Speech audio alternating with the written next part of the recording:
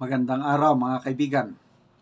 Pag-usapan natin ngayon ang pahayag ng Secretary of Department of Agriculture na kung saan mayroon siyang pointing finger sa Duterte administration. Itong post ng DWIZ 58 minutes ago. Sabi, DA Chief, sinisi ang nagdaang administrasyon sa problema ng agrikultura ngayon ng bansa. Ayon kay Agriculture Secretary Francisco Tio Laurel Jr., bigong makapag-invest ang kagawaran sa irrigation at post-harvest para sa mga bigas at mais. Gayon din ang paghanap ng solusyon sa problema. Binanggit pa siya dito na wala daw rice cartel. Kasi wala namang anumang rice cartel sa Pilipinas kasunod ng nararanasang pagtaas ng presyo ng bigas. Ibinida naman ng kalihim na simula noong maupo sa pwesto si Pangulong Ferdinand Marcos Jr. nakapag-invest o namuhunan ang gobyerno sa agrikultura. Ayun. So, ipinasikat ang nagawa ng administrasyon sa agrikultura at sinisi ang Duterte administration. Yan ay, wag na tayong magtaka. Yan nata ang strategy ng administrasyon is isisi sa Duterte ang lahat na pwedeng maisisi. Kaya tignan nyo, ang Palace Press Officer nila, pag makakita ng butas, ibato kaagad sa mga Duterte. So, ito na. Sumama na rin ang DA Secretary na pointing the blame. Okay. So, ito, simple illustration lang eh. Pag ina-accuse mo ang isang tao, ganyan. Di ba, dalawang daliri ang nakaturo sa tao. Ang tatlong daliri nakaturo dito sa nag-accuse. So, presyo ng bigas, magkano lang ang presyo ng bigas panahon ng Duterte administration? Nasa 30 to 40 pesos per kilo lang. O ano ngayon ang presyo ng bigas? Na doble. Kaya nagkakaroon ng food security crisis. Kaya kahit anong gawin nila, yung pangako nila na 20 pesos per kilo ng bigas, para silang nananaginip ng gising o suntok sa buwan. So, ayun. Kitang-kita naman. Ano ba? Yung pahayag ng ombudsman, bago lang. Anong pinakakurap na ahensya ng gobyerno? Mismo sa bunganga, pahayag ng ating ombudsman. Department of Agriculture at saka National Food Authority. Pinakakurap na ahensya ng gobyerno. So, anong nagawa?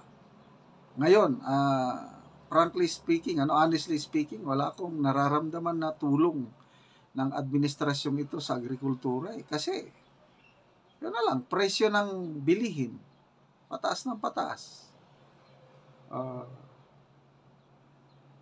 Food production, mahina.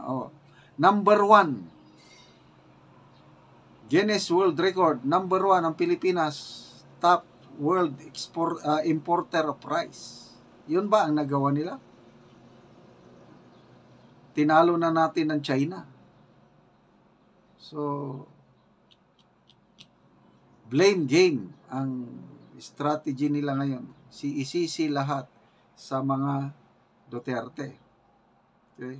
So, yan, may announcement ang Palace Press Officer na kailan ba? March 15 ba? Bababa na daw ang presyo ng bigas. From 49, bababa na nila ng 40. Yung balik tayo sa walang rice cartel. Yung sinabi niya, wala namang rice cartel. Yung Quintacom sa Kongreso, mga ilang buwan silang nag-imbestiga. Kasi gusto nilang pababain ang presyo ng bigas. 20 pesos. Kaya lang ang findings ng Quintacom, mayroong rice cartel na ang mga importer, sila rin ang wholesaler, sila rin ang retailer. Yan ang findings ng Quintacom. Kaya, I think, December ba o November last year, nagsalita ang Speaker of the House. Sabi niya, I declare all-out war against greedy businessmen. Yung mga minamanipulate ang presyo ng bigas. Instead, sana nga bababa dahil nga ibinaba rin ang tarifa ng imported rice. Hindi naman bumababa. Bakit? Dahil mayroong kartel. Klaro. O ano itong sinasabi ng DE Secretary na walang rice cartel? Meron po. So, bahala na po ang taong bayan kung sino ang paniniwalaan. Sabi ng Pangulo, brighter future daw ngayon. Brighter ang papupuntahan sa kanyang administrasyon at ang Duterte administration is horrifying times. Nakakatakot na kapanahunan. Panahon ng Duterte. Droga. Aling administrasyon ang mas kalmante ang taong bayan na maglakad sa mga lansangan? Panahon ng Duterte, ang dami nang nagsasabi ng tumahimik ang lugar nila panahon ng Duterte administration. Kahit si Katunying, na kilalang pro Marcos, inaamin niya, mas matino ang lugar nila noon kaysa ngayon. Sige, sirain nyo lang mga Duterte, no problem, mas gusto pa namin. At ang taong bayan na lang ang bahalang maghusga. Okay, mga kaibigan, salamat sa inyong palaging panonood. Nagkakaroon tayo ng sweldo sa YouTube dahil sa inyo. At itinutulong naman natin ang sweldo natin. Namimigay tayo ng libreng yero at pako sa tribong Talaandig sa Bukidnon para maayos ang sira-sira nilang bahay. Ito, panoorin nyo itong video na ito. Pinabidyohan ko talaga sa bundok. Tumutulo na po ang ulan sa butas-butas nilang bubong.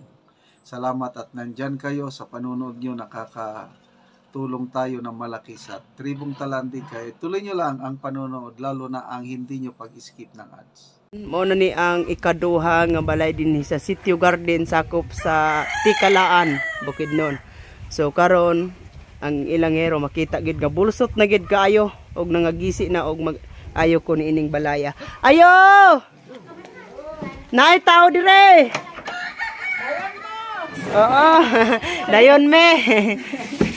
So mo na gid ni kaluag sa bangag sa ilang hero. So luag na gid kaayo. So ang ulan kusog na gyud ni kung mag-ulan. Mauna gyud na kaluag sa nabulsot sa ilang hero. O tanawa mga bulsot na gyud. O luod gyud sila. O mauna gyud ni ang makita sa ilang balay. O bulsot-bulsot na gyud. O luoy gyud kaayo sila ani kung mag-ulan. Puso-puson. Karon ante nga nakita naman gyud ang inyong balay nga bulsot naman gyud og mga luag na gyud kayo ang bulsot. So nakita naman gyud ante. So kuan mag-prepare na mo og mga kahoy. Kay naa nami stock nga yero, plinsin pako para sa itabang sa inyo nga ang inyong balay mga bulsot na og luag na gyud kayo ang bulsot sa inyong balay. So matagaan gyud mo og yero. O karon ante, unsa man ang imong istorya nga tagaan naman gid kay gero? Salamat sa Ginoo. O sa nagbidyo. Oo. Kay tanawa ng buslot dako kaayo. Oo. Ay pa kay nay. Hinabang. Oo. So salamat kaayo. oo, nga matabangan na gyud mo. Oo. Pila na din ni katuig ante. 12 ka tuig na. 12 na katuig so dugay-dugay na gyud. Kaman Oo. isa ka nga buslot na. Busa na nga buslot na. Oo, sige ante, salamat. Salamat sad. Oo. O mao na ni ang gawas nga bahin sa makita sa ilang hero. O kuan na gyud kaayo.